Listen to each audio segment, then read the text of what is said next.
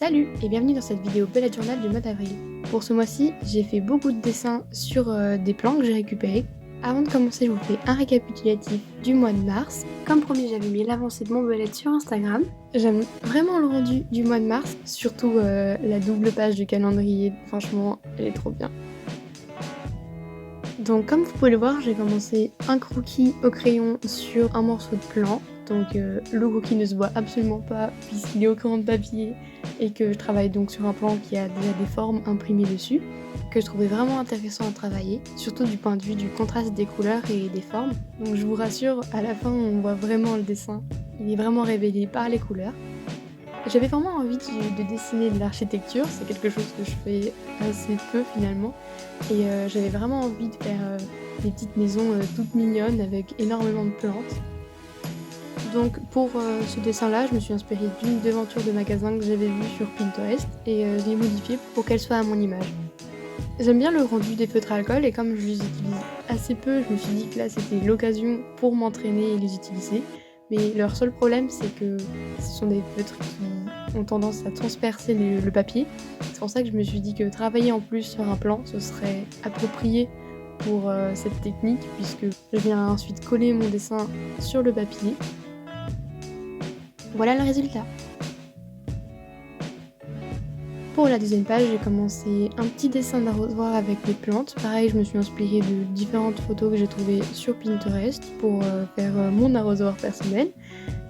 Celui-là, je l'ai fait sur un morceau déchiré pour pouvoir l'ajouter à mon bullet journal, tout en ayant accès aux petits points du bullet, contrairement à ma page de présentation. Pour ma première double page, j'ai repris la même trame que pour le mois de mars, c'est-à-dire une page souvenir et découverte, et mon calendrier de l'autre côté.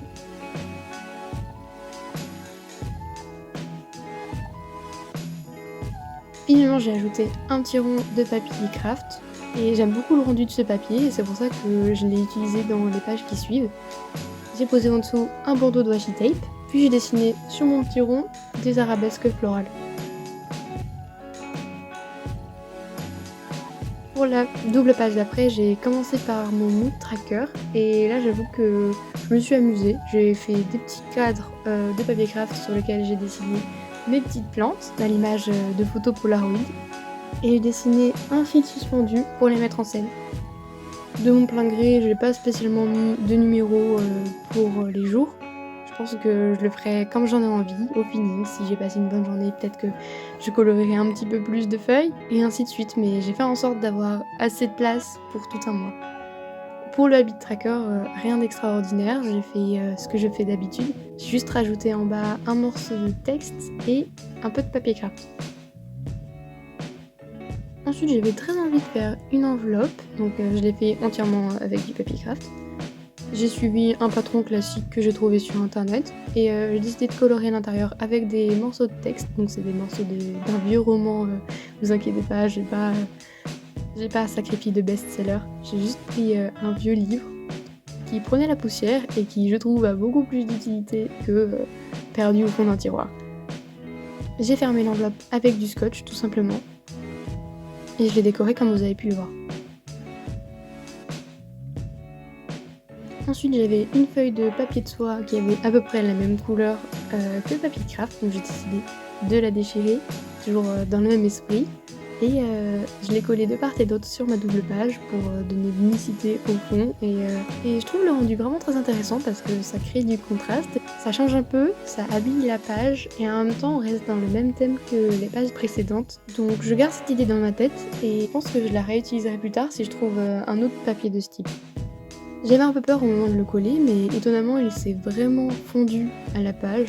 Donc voilà, faut juste vraiment faire attention quand on le colle, à pas que le papier se déchire tellement et il est fin. Mais voilà, comme on voit, faut pas hésiter à le décoller pour bien le remettre si c'est mal mis. Ensuite j'ai placé mon enveloppe avec de la colle, puis j'ai pris les dimensions de mon enveloppe et j'ai créé une petite carte aux bonnes dimensions pour se ranger dans mon enveloppe. Et vous voyez qu'elle s'y range parfaitement. Ensuite, j'ai décidé d'utiliser ma petite étiquette en craft pour faire un habit tracker sur 4 mois. Je vous le donne en mille, c'est un habit tracker pour écrire tous les jours où je joue à Animal Crossing. C'est pour ça que je l'ai fait sur plusieurs mois parce que je pense qu'un mois ne suffira pas. Et pour la carte, je l'ai décorée et j'ai décidé d'écrire dessus musique qui me rend heureuse. Et donc je vais écrire tout autour les musiques qui me rendent heureuse. Ça véhicule des pensées positives et en plus c'est vraiment très très mignon. Ensuite j'ai continué de décorer mon enveloppe dans le même esprit que la petite carte.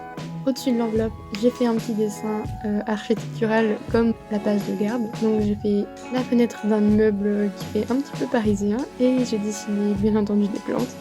Donc malheureusement pour colorer ce dessin, j'ai pas pu utiliser mes feutres à alcool puisque sinon ça se serait vu derrière et franchement ça aurait été dommage. Même si c'est ma dernière double page, j'avais pas vraiment envie de tâcher la page d'après.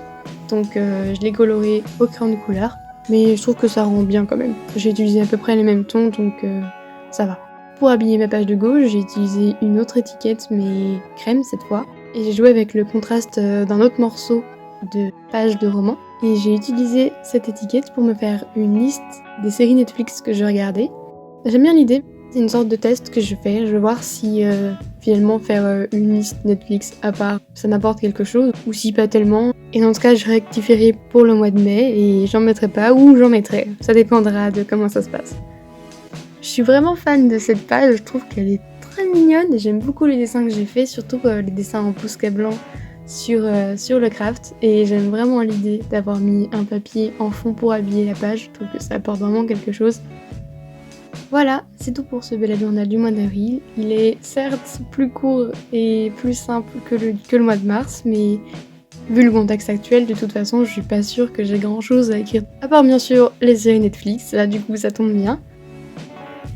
Merci beaucoup d'être resté jusqu'à la fin de la vidéo. Prenez soin de vous et de vos proches, et à bientôt pour une prochaine vidéo. Salut!